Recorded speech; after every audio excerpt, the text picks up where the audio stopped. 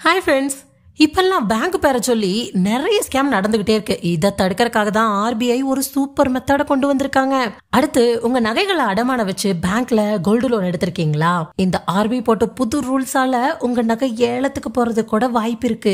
இதை தடுக்கணும் அப்படின்னா அது என்ன புது ரூல்ஸ் அப்படின்னு நீங்க கண்டிப்பா தெரிஞ்சுக்கணும். அண்ட் ஃபைனலா கையில பணம் இருந்தா செலவாயிருமே அப்படின்னு ஏடிஎம் அடிக்கடி யூஸ் பண்றவங்களா நீங்க? நம்ம இந்த வீடியோல சொல்ல போற விஷயத்தை எல்லாம் நல்லா ஞாபகம் வச்சுக்கோங்க. இல்லனா இருக்கிற பணம் காணாம போயிடும். அப்படி என்னதான் அந்த ஆர்பிஐ ரூல்ஸ் போட்டிருக்காங்க அப்படின்னு நீங்க தெரிஞ்சுக்கணும்னு நினைக்கிறீங்களா? வீடியோவை எண்ட் வரைக்கும் பாருங்க. அப்பதான் உங்களோட பணத்தை உங்களால காப்பாத்திக்க முடியும். வெல்கம் டு குரல் உலகம். மே 1ஆம் தேதியிலிருந்து இந்த ரூல் அமலுக்கு வர்றதுனால அக்கௌண்ட்ல பணம் அப்படியே இருக்கும் அப்படின்னு கூட நினைச்சிட்டு இருக்காதீங்க. இதை தெரிஞ்சுக்காம போயிட்டீங்கன்னா அக்கௌண்ட்ல இருக்கிற பணம் காணாம போயிடும். ஏடிஎம் அடிக்கடி யூஸ் பண்றீங்களா? நீங்க அக்கௌண்ட்ல வச்சிருக்கிற பணம் அப்படியே இருக்கணும்னா அடிக்கடி ஏடிஎம் யூஸ் பண்ணாம பேங்க் அலோகேட் பண்ணிருக்கிற லிமிட்டுக்குள்ள மட்டும் யூஸ் பண்ணுங்க.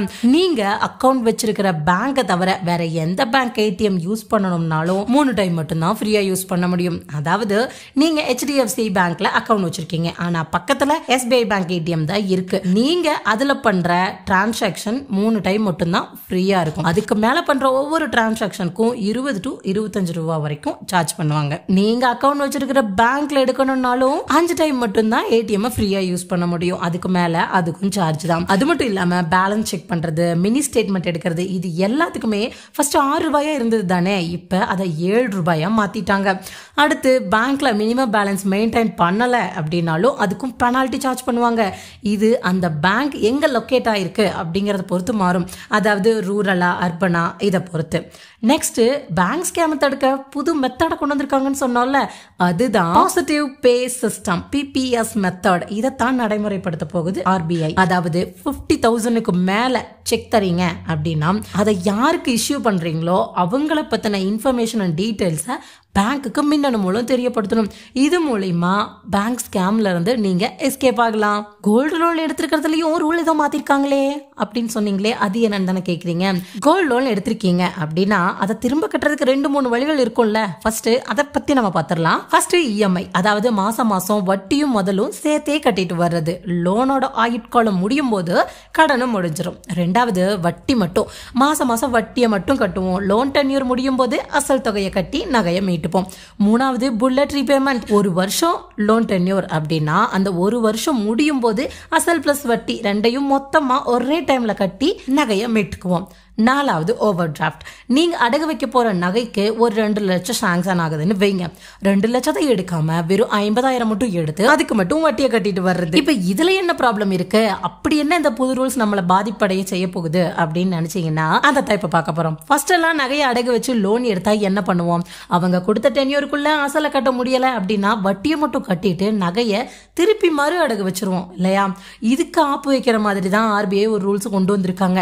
பேங்க்ல அடகு வச்ச நகைகளை முழுசா பணத்தை கட்டி திருப்பி 1 நாள் கழிச்சு தான் மறுபடியும் அடகு வைக்க முடியும் அப்படின்னு ஆர்பிஐ சொல்லியிருக்காங்க. மறு அடமானம் தானே வைக்க போறோம் அப்படின்னாலும் 24 மணி நேரம் கழிச்சு தான் மறு அடமானமே வைக்க முடியும். இதனால அசல் வட்டி அப்படின்னு மொத்தமா கட்டி தான் நகையை மீட்க வேண்டிய நிலைமையில இருக்கும். இதனால நகையை விட்டுறக்கூடாது, மீட்டரணும் அப்படின்னு அவசர அவசரமா பணத்தை கடன் வாங்குவாங்க. இந்த சிச்சுவேஷனை யூஸ் பண்ணி நிறைய பேர் வட்டியை இன்க்ரீஸ் பண்ணி கொடுக்கறதுக்கும் வாய்ப்பு இருக்கு. சோ ஏழை மக்களுக்கு இது அதிக பாதிப்பை ஏற்படுத்த போகுது. எக்ஸாம்பிள் 5 சவரன் அடகு வைக்கிறீங்க அப்படின்னா அதுக்கு உங்களுக்கு எவ்வளவு பணம் கிடைக்கும், வட்டி எங்க கம்மியா கிடைக்கும், அதை எப்படி சீக்கிரம் கட்டலாம் அப்படிங்கறத நம்ம பார்க்கலாம். 5 சவரன் அடகு வைக்கிறோம் அப்படின்னா 70 to 90% வரைக்கும் நம்மளுக்கு LTV கிடைக்கும். ஒரு சவரனுக்கு 65,000 அப்படின்னா 5 சவரனை கால்குலேட் பண்ணும்போது 3,25,000 நமக்கு கிடைக்கும். ஸோ 75% அப்படின்னு அப்ராக்சிமேட்டா வச்சாலும் நமக்கு 2.5 லட்சம் கண்டிப்பா கிடைக்கும். ஸோ 75%னாவே 2.5 லட்சம் கிடைக்கும். வட்டியை பொறுத்த வரைக்கும் 7ல இருந்து 29 வரைக்கும் சேஞ்ச் ஆகும். பேங்க்ல கடன் வாங்கணும் அப்படின்னா 7 to 11% வரைக்கும் தான் வட்டி வரும். இதுவே நான் பேங்கிங் செக்டர், அதாவது இந்த மார்வாடி கடையில அடகு வச்சா 29 வரைக்கும் போகிற கூட வாய்ப்பு இருக்கு. லோன் பணம் அதிகமா இருந்தா வட்டி கம்மியா இருக்கும். இதுவே அமௌண்ட் கம்மியா இருந்தா வட்டி ஜாஸ்தியா இருக்கும். அடுத்து இந்த லோன் டென்யூர் 1 இயர்க்குள்ள நீங்க திருப்பிடுவீங்க அப்படின்னா இன்ட்ரெஸ்ட் கம்மியா தான் இருக்கும். இதுவே 2 இயருக்கு மேல போகுது அப்படின்னா வட்டி ஜாஸ்தியா தான் வரும். 18, 20, 22 கேரட் இந்த மாதிரி உங்க தங்கத்தோட பியூரிட்டி எந்த அளவுக்கு குறையுதோ அந்த அளவுக்கு இன்ட்ரெஸ்ட் அதிகமாயிட்டே போயிட்டு இருக்கும்.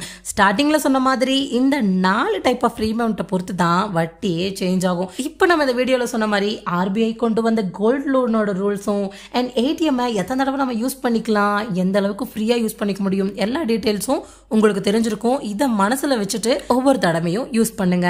இந்த வீடியோ உங்களுக்கு பிடிச்சிருந்ததுன்னா லைக் பண்ணுங்க, கமெண்ட் பண்ணுங்க, உங்க ஃப்ரெண்ட்ஸ் ஷேர் பண்ணுங்க. மறக்காம நம்ம சேனலை சப்ஸ்கிரைப் பண்ணிட்டு பெல் பட்டனையும் கிளிக் பண்ணிக்கோங்க. தேங்க்யூ.